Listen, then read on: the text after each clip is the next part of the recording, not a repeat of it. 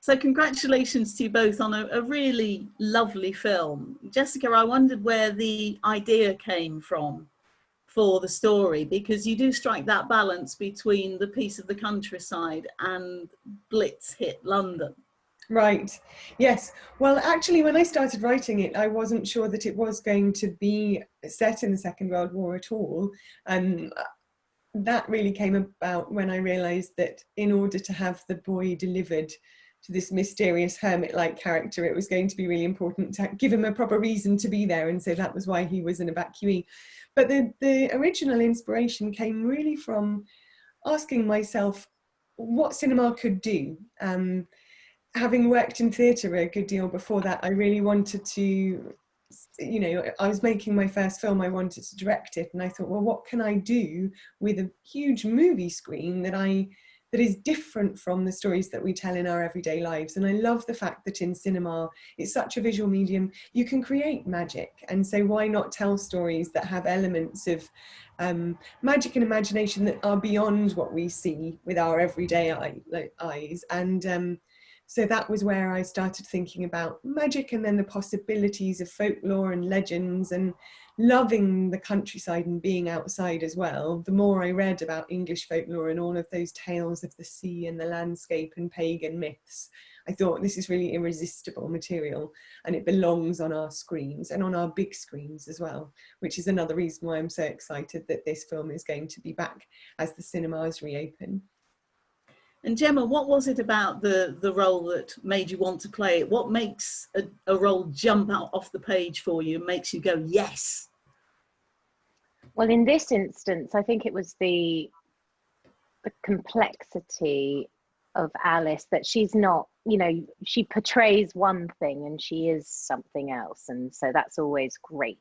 There's a sort of undercurrent to her that you have to play and find.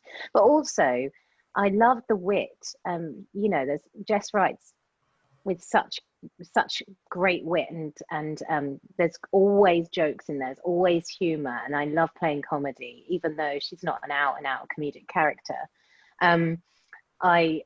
That was something that I wanted to find a way of playing someone that was not necessarily likable, but someone that you enjoyed watching. And I think that she is that. She relishes in being difficult.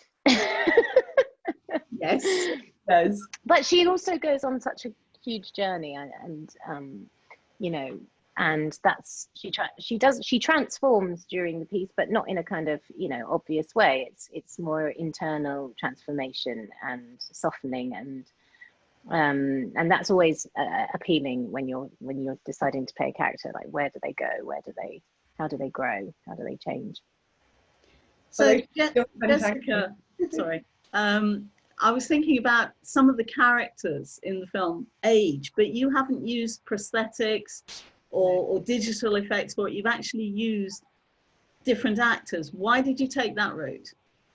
Because, well, there's 3 periods in the film, and obviously in the first 2 periods, and when we meet them in the 1920s and the 1940s, I've used the same actors to play those 2 women when they're young and when they're still young but not quite so young. But I really wanted to show aging in a truthful way, and I didn't want people to be distracted actually by the process of, sometimes I think it slightly takes us out of the picture for a moment. If you think, oh, there's Gemma, who's actually 30 something playing a 70-year-old, it would be such a big leap. And I love working with those sort of stalwart actors, and people like Penelope and Tom Courtenay bring so much to a film in terms of what they can offer.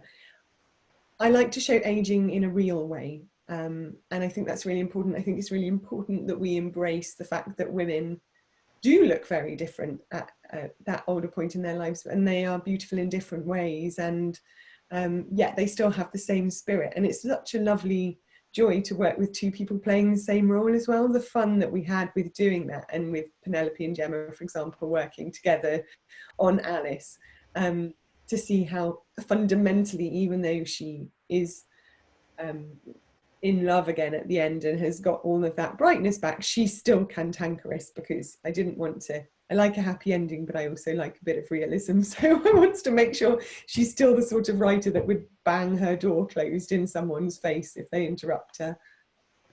So quick final question for you, Gemma. We're going to be seeing you at some stage on TV in Black Narcissus. So you'll be looking different again. What's it like making a TV version of such a classic movie? Because you're in the Deborah Carr role, aren't you? That's right, yeah. I mean, our film, we absolutely have paid homage to the original film.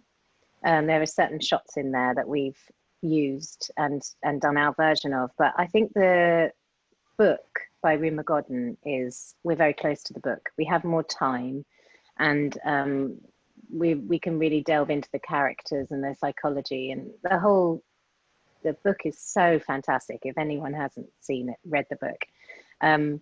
So our version, it's just it's another version. It's another retelling of the book. Still very cinematic, but obviously because we have more time, we could really get into the nitty-gritty of the characters and the thriller aspect of the book. Looking forward to that one. Thank you both very much indeed. Thank you. Thank you.